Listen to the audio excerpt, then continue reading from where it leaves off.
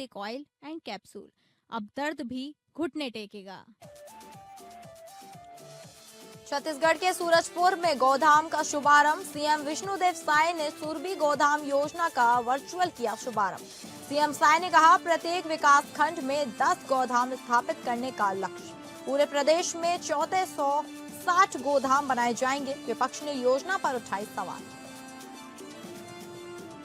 ग्रामीण विकास विभाग को लेकर झारखंड सरकार की बड़ी पहल। ग्रामीण विकास विभाग एआई का इस्तेमाल करने वाला होगा पहला विभाग। एआई बताएगा सड़क, पानी, आवास की स्थिति। विभागीय मंत्री दीपिका पांडेय सिंह ने दी प्रस्ताव को मंजूरी। छत्तीसगढ़ में पेट्रोलियम आपूर्ति पर सरकार की सफाई। अफवाहों पर उप मुख्यमंत्री अरुण साव ने कहा, प्रदेश में पेट्रोलियम उत्पादों की कोई कमी नहीं। सरकार कालाबाजारी पर रख रही कड़ी निगरानी। पनवेल के तलोजा में खौफनाक घटना। पैसों की तंगी में सुरक्षा गार्ड ने लोहे के पाइप से की 2 लोगों की हत्या। पुलिस ने आरोपी सुरक्षा गार्ड को किया गिरफ्तार।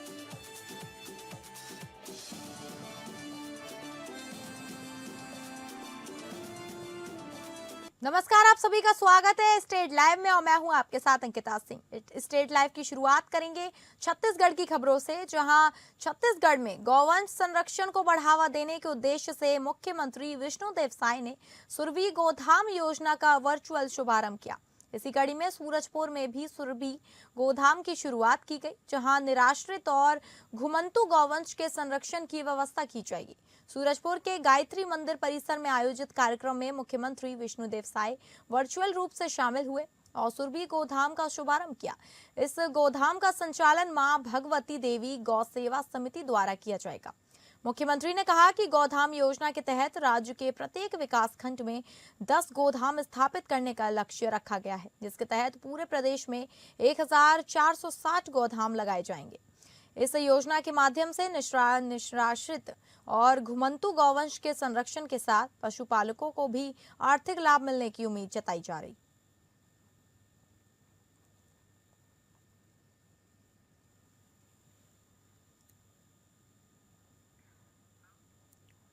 गोधाम योजना को लेकर विपक्ष ने राज्य सरकार पर सवाल उठाए हैं। विपक्ष का कहना है कि सरकार राजनीतिक विद्वेष के कारण पहले गौठान व्यवस्था को बंद कर चुकी है और अब नई योजना शुरू की जा रही है।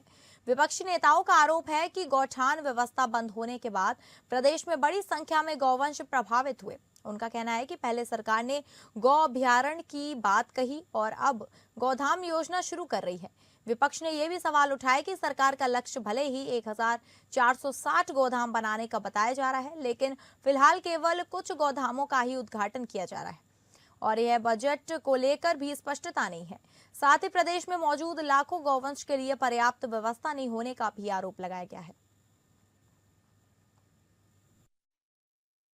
देखिए, भारतीय जनता पार्टी पूरी तरीके से अलोकतांत्रिक हो चुकी है और वह लोकतंत्र में जो एक सबसे महत्वपूर्ण गुण होता है विपक्ष की आलोचना सहने का, भारतीय जनता पार्टी के अंदर में अब वह चरित्र नहीं बचा है कि वह विपक्ष की आलोचना सह रहा है।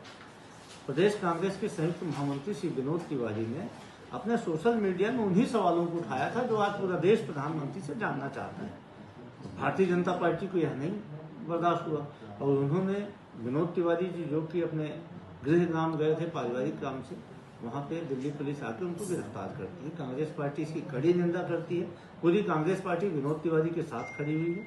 हम इसके कानूनी पहलू की जांच करवा रहे हैं और विनोद तिवारी को हर प्रकार की कानूनी सहायता कांग्रेस पार्टी के द्वारा दी जाएगी। उन्होंने जो सवाल उठाया था वह सवाल आज भी ज्वलंत है और कांग्रेस पार्टी इस सवाल के साथ खड़ी हुई है। शहर के पुष्प वाटिका के योगा हॉल में शहर के विभिन्न विकास कार्यों के लिए मुख्यमंत्री साय, विधानसभा अध्यक्ष डॉक्टर रमन सिंह द्वारा वर्चुअल माध्यम से भूमि पूजन किया गया। लगभग 226 करोड़ रुपए से विभिन्न विकास कार्य किए जाने हैं, जिसका वर्चुअल लोकार्पण किया गया। वहीं पुष्प वाटिका योगा हॉल के आयोजित कार्यक्रम में जिले के प्रभारी व स्कूल शिक्षा मंत्री गजेंद्र सिंह यादव, सांसद संतोष पांडे और अन्य जनप्रतिनिधि और गणमान्य नागरिक मौजूद रहे। राजनांदगांव में विभिन्न पद अंतर्गत शासन द्वारा शहर विकास के लिए लगभग 226 करोड़ रुपए दिए गए हैं, जिनमें विभिन्न वार्डों में विकास कार्य कराया जाएगा, जिसमें अमृत मिशन 2.0 अंतर्गत घरेलू अपशिष्ट जल उपचार के लिए 2 स्थानों में सिवरेज ट्रीटमेंट प्लांट, सड़क चौड़ीकरण, ऑडिटोरियम निर्माण, नाला निर्माण और अन्य निर्माण कार्यों के लिए राशि दी गई है, जिसका मुख्यमंत्री विधानसभा अध्यक्ष के द्वारा भूमि पूजन किया गया है। इस दौरान विभिन्न जनप्रतिनिधियों की मौजूदगी में यह भूमि पूजन किया गया। वहीं शहर के पुष्प वाटिका योगा हॉल में यह कार्यक्रम आयोजित किया गया, जहां कार्यक्रम में जिले के प्रभारी मंत्री गजेंद्र यादव, सांसद संतोष पांडे, नगर निगम महापौर मधुसूदन यादव और विभिन्न अधिकारी कर्मचारी इस दौरान मौजूद रहे, जहां शहर के नागरिकों को यह सौगात दी गई है और वर्चुअल माध्यम से भूमि पूजन किया गया है।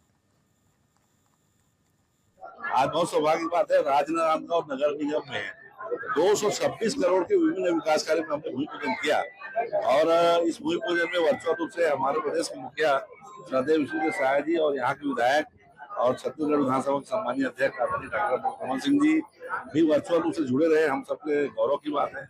और किसी भी नगरीय निकाय में नगर पालिक निगम के द्वारा एक साथ 226 करोड़ का विभिन्न विकास कार्य लाना, ये अपने आप में एक गौरवपूर्ण बात है। उसके लिए मैं नगर निगम के महापौर, सभापति और उनकी पूरी टीम को और यहाँ के स्थानीय प्रशासन के सभी अधिकारियों को बधाई देता हूँ कि आपने राज्य शासन के अलग अलग मदों की राशि आपने नगर निगम नांदगांव लाया, जिससे यहाँ के लोगों का मूलभूत सुविधाओं से लेके पेयजल, विद्युतीकरण, स्वच्छता सब प्रकार के काम होंगे, उसमें मैं बधाई।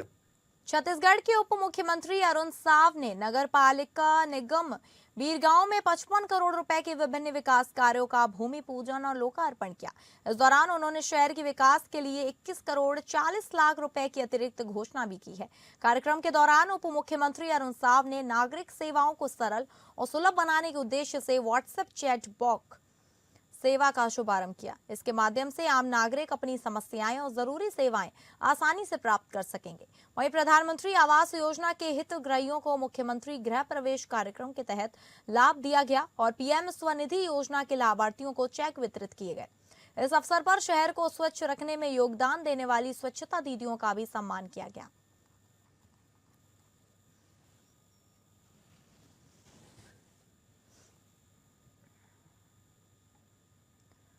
पेट्रोलियम पदार्थों और गैस की कमी को लेकर फैल रही अफवाहों पर उप मुख्यमंत्री अरुण साव ने सफाई दी है।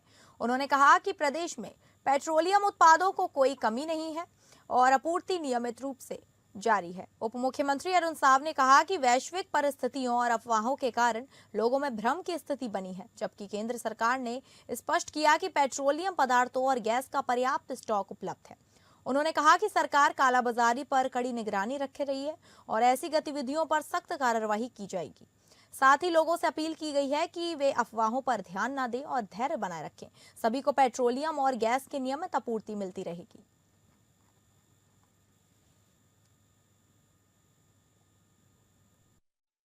के कारण और अफवाह फैलाने के कारण ये बात हुई है। वास्तविकता यह है कि केंद्र सरकार ने बार बार स्पष्ट किया है कि किसी तरह की शॉर्टेज नहीं है स्टॉक में, न पेट्रोलियम पदार्थों की न पेट्रोलियम गैस की। लोग सब्र करें, सरकार कालाबाजारियों पर कठोर कार्रवाई कर रही है, निगरानी रखी हुई है। लोग थोड़े धीरज रखें, धैर्य रखें, अफवाह में न आए और सबको पेट्रोलियम पदार्थों की नियमित सप्लाई होगी, गैस की नियमित। छत्तीसगढ़ में अभी भी होली जारी है। लोरमी में होली का रंग इस बार कुछ खास नजर आया। उप मुख्यमंत्री अरुण साव ने होली मिलन समारोह में क्षेत्रवासियों और अपने परिवारजनों के साथ रंग गुलाल लगाकर होली का पर्व हर्षोल्लास के साथ मनाया। इस दौरान पूरे कार्यक्रम में फाग गीतों और छत्तीसगढ़ी सांस्कृतिक प्रस्तुतियों की गूंज सुनाई दी, जिससे माहौल पूरी तरह उत्सवमय हो गया। गोलोरमी के मंगलम भवन में आयोजित होली मिलन समारोह में उप मुख्यमंत्री अरुण साव ने लोगों के बीच पहुंचकर रंग गुलाल लगाया और सभी को होली की शुभकामनाएं दी। कार्यक्रम में बड़ी संख्या में क्षेत्रवासी, समाज कार्यकर्ता और स्थानीय लोग मौजूद रहे, जिन्होंने एक दूसरे को रंग लगाया और गले मिलकर होली की खुशियां साझा की। इस अवसर पर छत्तीसगढ़ की समृद्ध लोक संस्कृति की झलक भी देखने को मिली। कार्यक्रम में लोक गायिका गरिमा दिवाकर और स्वर्णा दिवाकर की टीम ने पारंपरिक फाग गीतों की मनमोहक प्रस्तुति की। ढोल, मांगड़ और लोक संगीत की धुनों पर लोग झूमते नजर आए और पूरा वातावरण रंग और उमंग से भर गया। होली मिलन समारोह के दौरान उप मुख्यमंत्री अरुण साव ने कहा कि होली केवल रंगों का पर्व नहीं, बल्कि यह प्रेम, भाईचारे और सामाजिक सौहार्द का प्रतीक है। उन्होंने कहा कि इस तरह के आयोजनों से समाज में आपसी मेल मिलाप और एकता की भावना मजबूत होती है। अरुण साव ने आगे कहा, लोरमी क्षेत्र के विकास के लिए सरकार लगातार काम कर रही है और जनता के सहयोग से यह क्षेत्र प्रगति की नई ऊंचाइयों को छू रहा है। उन्होंने सभी क्षेत्रवासियों को होली की हार्दिक शुभकामनाएं देते हुए उनके सुख, समृद्धि और खुशहाली की कामना की।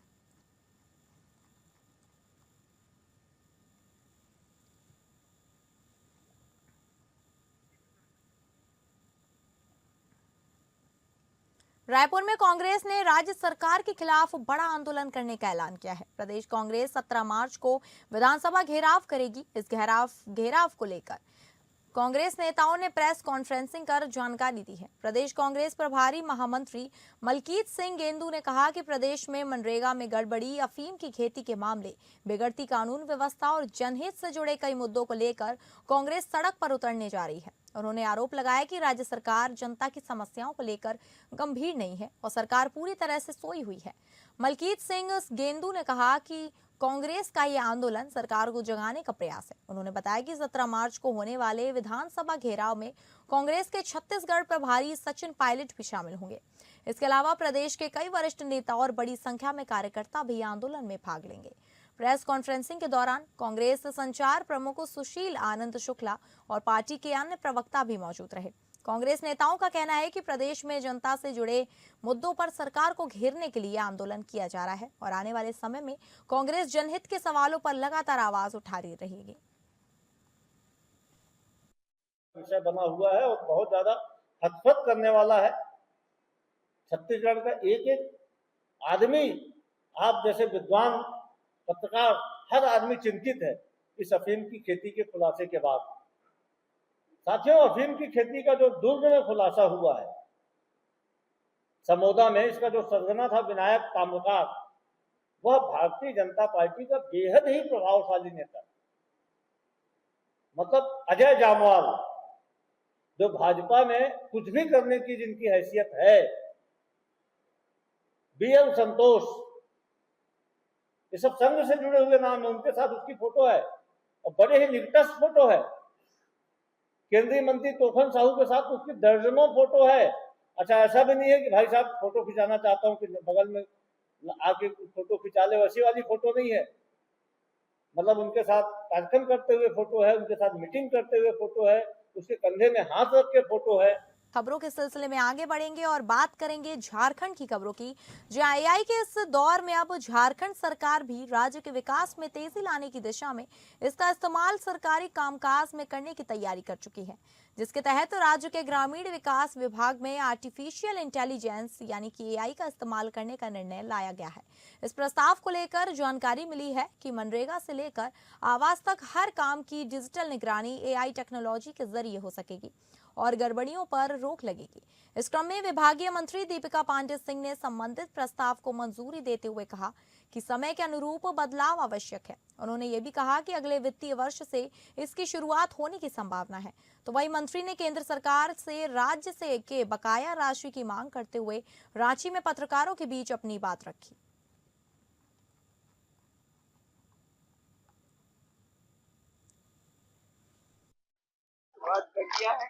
आज पंचायतों में एवरेज जो 2 अनटाइड की और 1 टाइड की किस्त आई है, तो उससे आप समझ लीजिए कि पंचायतों में 18 से 20 लाख रुपए आबादी के अनुरूप पंचायतों में गया है और स्टेट फाइनेंस का पैसा अगले हफ्ते जब खातों में चला जाएगा और अनटाइड के और पैसे भी मांगने का हम लोग प्रयास कर रहे हैं। विपक्ष वहां तो हाउस में कह रहे कि हम लोग सहयोग करेंगे।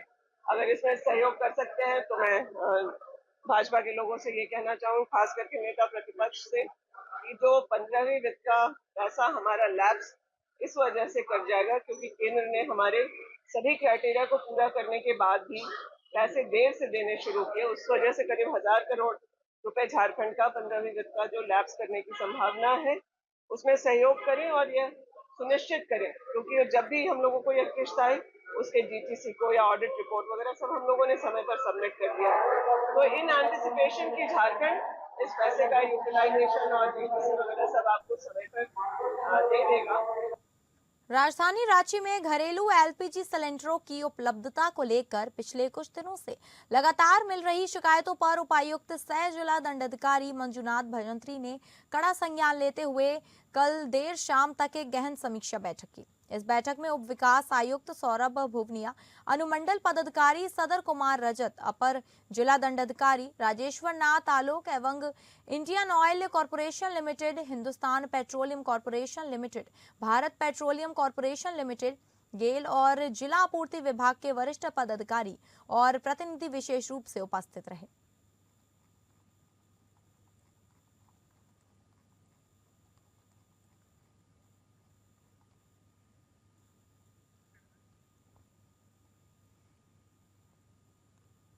रांची के उपायुक्त सह जिला दंडाधिकारी मंजुनाथ भजंत्री ने आगामी रामनवमी पर्व के दौरान जिलावासियों की सुरक्षा के मद्देनजर विशेष व्यवस्था करने की दिशा में महत्वपूर्ण कार्य शुरू कर दिया है। तो वहीं पर्व की तैयारियों को लेकर रांची महावीर मंडल, रामनवमी श्रृंगार समिति, केंद्रीय शांति समिति के प्रतिनिधि मंडल ने उनसे मुलाकात कर इस विषय में विस्तृत चर्चा की। इस फौरन प्रतिनिधि मंडल ने पर्व के दौरान शहर से निकलने वाली विभिन्न शोभा यात्राओं, झांकी प्रदर्शन, झंडा पूजन, महाआरती एवं अन्य धार्मिक आयोजनों की रूपरेखा से उपायुक्त को अवगत कराया।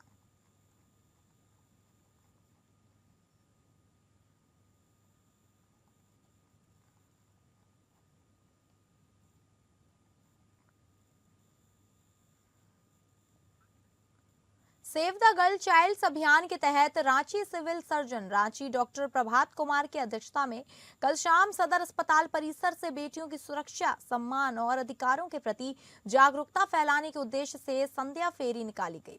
इस कार्यक्रम का उद्देश्य समाज में बेटियों के प्रति सकारात्मक सोच विकसित करना था तथा कन्या भ्रूण हत्या जैसे कुप्रथाओं के प्रति लोगों को जागरूक करना था। कैंडल मार्च में civil surgeon Ranchi doctor Prabhat Kumar, जिला कार्यक्रम प्रबंधन प्रवीण कुमार सिंह, डॉक्टर अमरेश राकेश राय सहित अन्य स्वास्थ्यकर्मी और एएनएम स्कूल की छात्राएं बड़ी संख्या में शामिल हुई।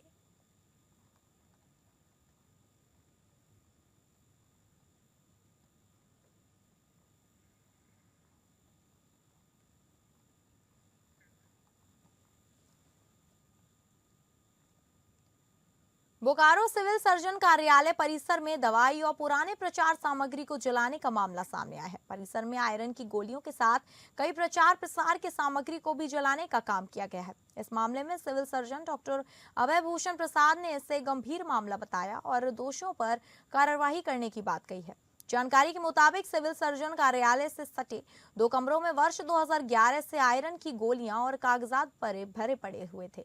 सिविल सर्जन ने इसे साफ सफाई करने का निर्देश दिया था। सफाई के बाद इस कमरे को बेहतर ढंग से बनाने के बाद इसको इस्तेमाल करना था। साफ सफाई के दौरान कमरे से दवाई और कागजात निकल गई, जिसके बाद इस पर आग लगा दिया गया। आग लगने के बाद मामला सुर्खियों में आया। हालांकि मौके से सभी जले हुए दवाई और कागजात को हटा दिया गया है। में उस दिन था अपने भांजी की शादी में, तो उस दिन मुझे उपायुक्त महोदय के द्वारा पता चला, बताया कि आपके अस्पताल में कुछ दवा या कुछ कागजात जले हुए। उस संदर्भ में मुझे यही कहना है कि वो एक कमरा को हम लोग रिनोवेट कर रहे थे, 1 या 2 कमरा था रिनोवेट कर, बहुत जर्जर स्थिति में था और वो 2011 से वो बंद था। लोगों ने बोला था उसमें सांप रहता, ये रहता है। हमने ठीक है, इसको हम रिनोवेट कर देते हैं और रिनोवेट करके उसको हम लोग टीवी का स्टोर बना देंगे, जो कि अभी अस्पताल सदर अस्पताल में था, क्योंकि वहाँ कमरे की आवश्यकता थी। इसी क्रम में वहाँ पर बहुत सा कचरा और पुराना आईसी मटेरियल वगैरह था, उसको लोगों ने बाहर निकाल के सफाई कर रहे थे और इसी बीच किसी ने उसमें आग लगा दिया। अब ये दवा हम जो देख रहे हैं जिसमें आयरन की दवा है, वो इधर की दवा नहीं, वो 2011-12 या उससे बहुत पहले की दवा, वो कब कैसे वहाँ आया ये मेरे संज्ञान में नहीं। हम इसको जांच कर रहे हैं और इस क्रम में जो भी दोषी कर्मी होंगे, चाहे सफाई कर्मी हो, पदाधिकारी हो या मेरे कर्मचारीगण हो, उस पर सख्त एक्शन लिया जाए। इसके लिए हम एकदम सजग हैं। उपायुक्त सर का भी बहुत कड़ा निर्देश आया है, उनके द्वारा एक मजिस्ट्रेट भी प्रतिनिधित्व किया गया है।